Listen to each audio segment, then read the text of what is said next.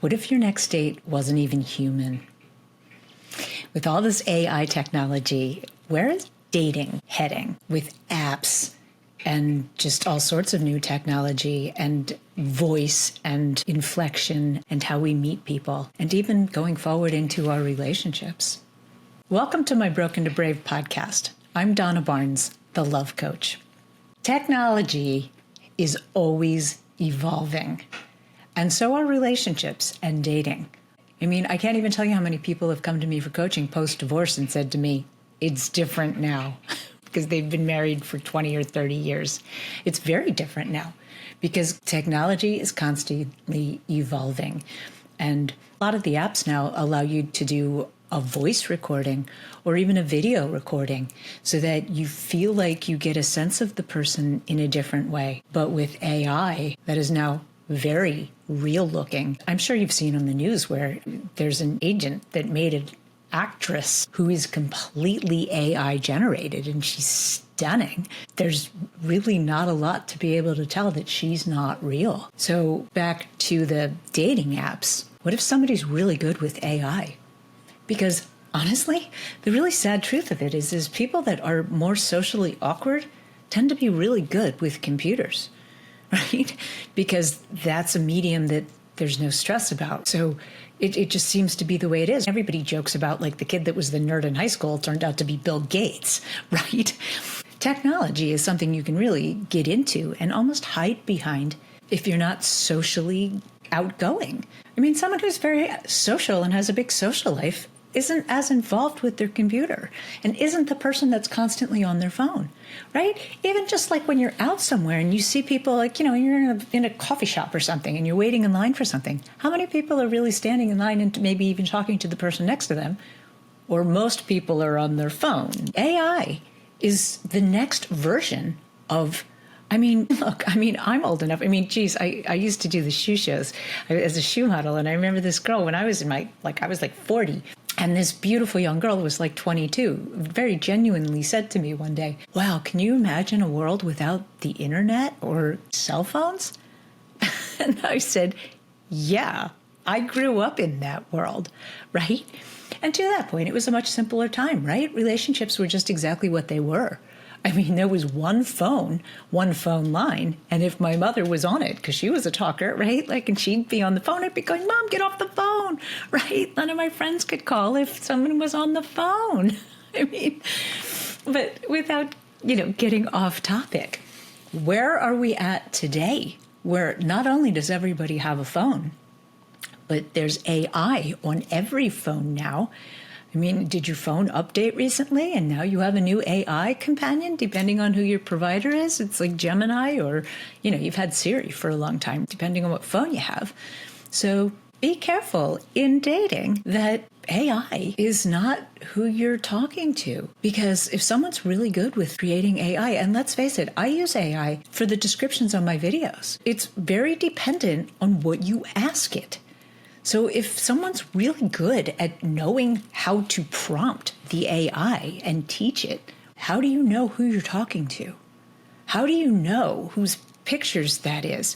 And, it used to be scammers. You could upload into Google their picture and find who they stole the picture from. They don't even have to do that anymore now. They can just generate one with AI and put up a really attractive picture.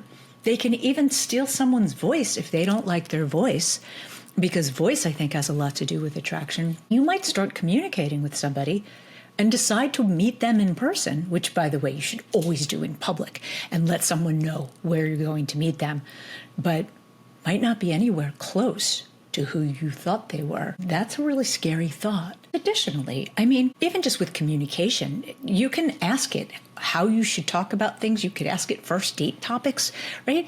I actually have a longtime coaching client who came to me because she likes a guy, but he's married, and she's interacting with him quite a bit with some work thing. And she asked AI about a text message that she wanted to send to him, and she asked it if it was suggestive. And AI said, no, it wasn't. So she sent it. And then, it caused problems. And she came to me for coaching to unpack it, right?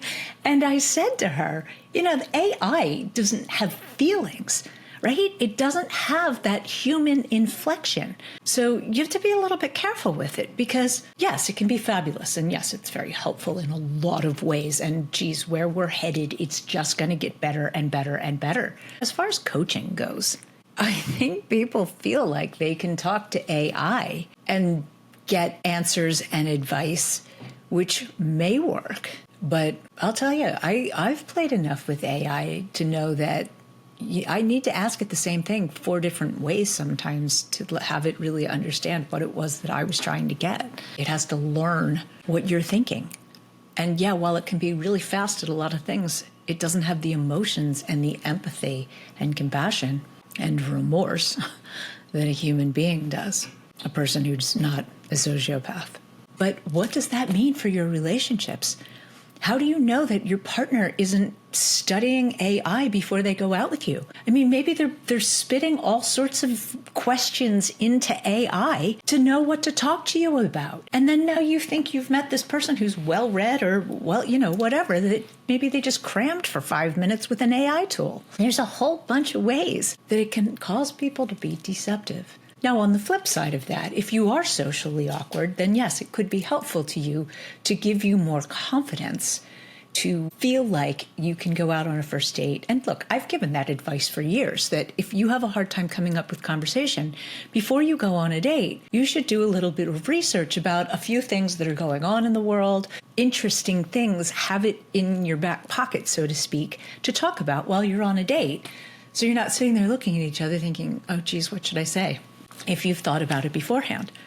So now fast forward, now that there's AI, you can just ask AI, but it doesn't mean that those things are appropriate. It depends on how you ask things in what you get back.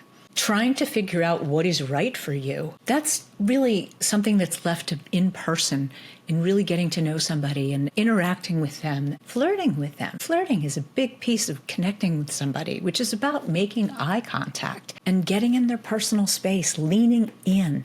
In matchmaking, you could find 2 people who are perfect for each other on paper, but that doesn't mean they're going to like each other. A lot more goes into finding a good match with somebody than being a good match on paper. I know there's some matchmaking companies that are using AI now to match your profiles, which, is a great place to start from. I'm not saying that. I think it could be really terrific. But I think you could also pass over somebody because, like I said, I've put 2 people together that I thought were going to be crazy about each other and they didn't like each other at all. And on the flip side of that, sometimes there was somebody that, in fact, there was one girl that, there was a guy that for whatever reason I had interviewed him and I just didn't think that he was right for her for whatever reason, but he did check some of her boxes.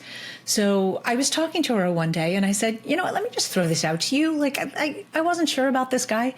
And she said, you know what, I'd like to meet him. So yeah, she went out with him. And long story short, she ended up dating him. And like last I knew they were together, it was a good year, right? So and she later said to me, what was it about him that you didn't? And honestly, I don't even remember. There was just an instinct that I had that, I don't know. I wasn't sure that they were a good match, right? So my point is, there's no rhyme or reason to why we're attracted to who we're attracted to, or even who could be a good match for us. So just curious with the whole AI thing, because now they're creating songs. There's a country song that I just saw on the news this morning that is the #1 on the country charts that is completely AI generated. And it's a really handsome guy, cowboy looking guy, right? That is completely AI generated. It is not real at all. And honestly, I'm a musician. I play, right? I want to hear someone's music that they've thought of, that they've created, not what a computer has put together. There's a big difference. And like I said, they've done it with actors too. So just something to consider, that when I was growing up, they had commercials that said, is it real or is it Memorex, right? For tape recorders. So yeah, is it real or is it AI? I think is definitely something to be cautious of.